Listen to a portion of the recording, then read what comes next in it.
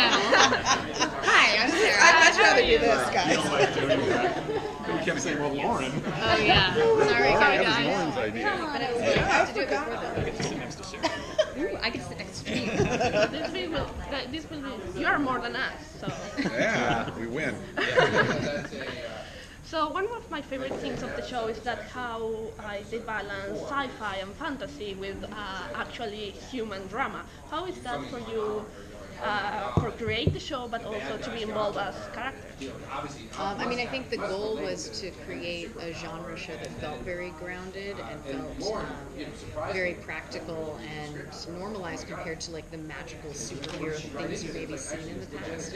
And I think you always have to lead with character and emotion. And so if we're doing that, then we're doing something right. So if something's happening to these people that seems extraordinary, if we make it so you remember that they're very real people dealing with real issues and it could happen to any one of us, then it doesn't feel so out of the ordinary or so crazy. And the other part of it that's really fun for us is the characters are also young. You know, this was a coming of age story. You know, and the idea of mixing a superpower with a coming of age story. It was really exciting for us because you don't see that often. I mean, that mix of a YA show with a superpower in a grounded world was really exciting to us.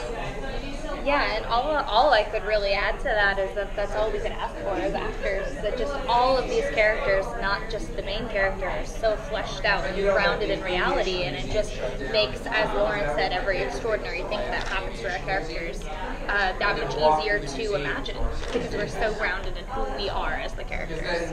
On the way back, I walked through the museum and what it looked like. What do you got? What happens when there's more of us? We're going to start asking questions to you guys. All right, I got one. Okay, so season 1 took the familiar superhero origin trope, but mixed in the kind of very modern sexual assault aspect to it, which is a very, very like of the moment, right now happening kind of thing. And TV shows take a kind of a long time to develop. So. Was that always how this was envisioned, or was that sort of like, this is hot now, let's put No, we were, this was way before Me Too, obviously. I mean, we pitched the show 2 years ago. And I would say too that the Me Too movement is a hashtag that's taken off more recently, but people have been sexually assaulted for a very long time. So it's not because it's trendy. Oh no, it's coming to light. But it's always been there. So Dare I say, I don't know, but the fact that we have a female showrunner at the helm trying to figure out, you know, that when Lauren attacked the story, I think it has a different sensibility because of who she is. You know? Yeah, I mean, trying to bring in a perspective that is more like what is this young woman's experience with it, and carrying it through and trying to tell that story, and tell a story also because not a lot of people are telling stories like that, and it's unfortunate because it happens, unfortunately, to so many people, and women in particular, so it seemed like a worthy story to explore along with this young woman's journey and her experience with teleportation. As you do. Yeah, as you do. As you do. No, but I mean, you know, Maddie has talked a lot about this too, that there's a dissociative thing that can happen to a lot of victims when they're going through something like that, and you kind of leave your body. And so we explore that in the assault scene that Doug shot, but also there is something interesting about the fact that she teleports, just in that she literally leaves the situation. First her mind leaves and then her body leaves. Yeah, and I think there's something really intriguing about that. Cool. Thank you. Yeah.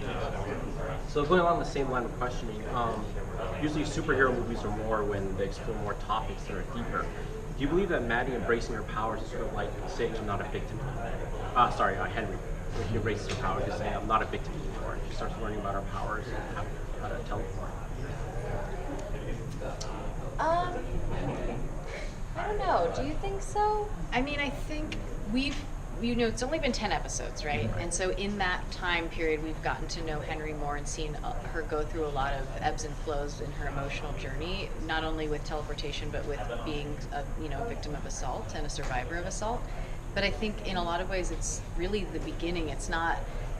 I think she's struggling and trying to figure out who she is, how to come to terms with her power, how to come to terms with what happened to her, and she's just at the beginning of that journey. And I think any woman who's experienced something like that would say that you could be 40 years later and there's remnants of that exist. Yeah, I don't think there's any moment where she's like not a victim anymore. I think there are moments where she feels powerful, like in a particular scene where she confronts Clay and she says, Glad I hurt you.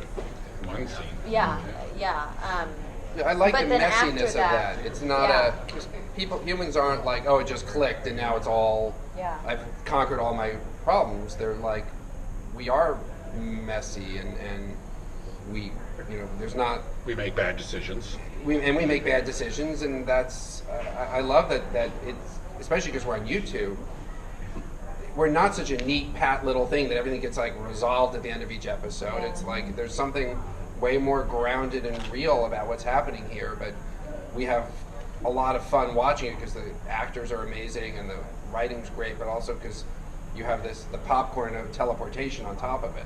I mean, what is there, I think, in season 1 is that Henry's character is in denial for a good chunk of the season, and I think that with that denial comes a total inability to control what's physically happening to her.